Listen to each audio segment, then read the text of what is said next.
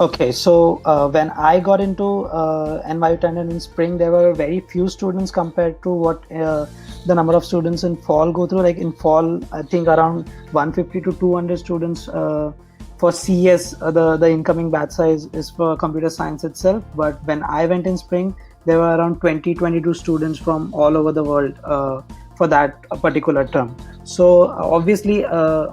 Getting a new house was not an option for me, so what I did was contact a lot of my seniors who had just gone there in the fall semesters, and they were very helpful with that. So what I did was I just uh, contacted the seniors. One of them had a room available. I just went there, met them, and booked the room from India itself.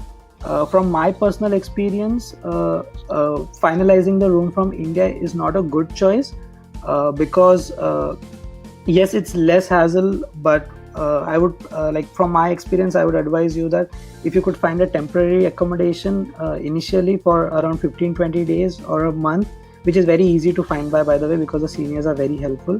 Get a temporary accommodation, come in New York, see the houses for yourself, and then finalize the deal, because there are a lot of factors which you cannot go through from India itself. Like the some buildings have problems with bugs, and bugs is a seriously big issue here, and no one is going to specifically tell you, oh, we have bugs in our house, so deal with that.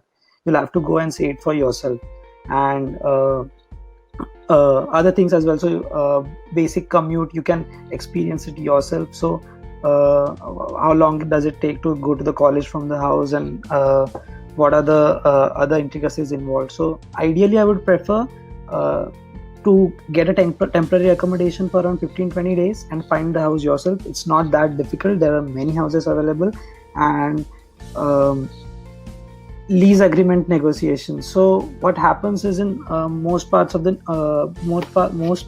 York City, uh, there is a concept called guarantors. If you don't have a credit history here, you would need someone who already works here and has an income, and he would have to sign as a guarantor in your lease.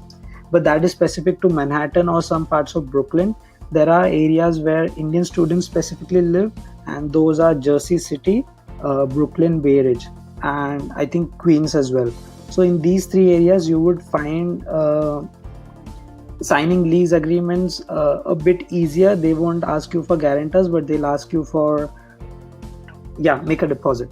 So make sure you find it in correct areas, because there are some areas where you would not everybody has a relative here in US, so that might be a nuisance. So that is one advice. And again, while you are making the lease agreement, make sure you also go through all the utilities you have to pay, because the house I stayed in had initially had us the people staying there paying the bills for the water thing as well, which is not common in US. And since that was the first house we stayed in, we had no idea that all the other landlords pay the house water bills themselves.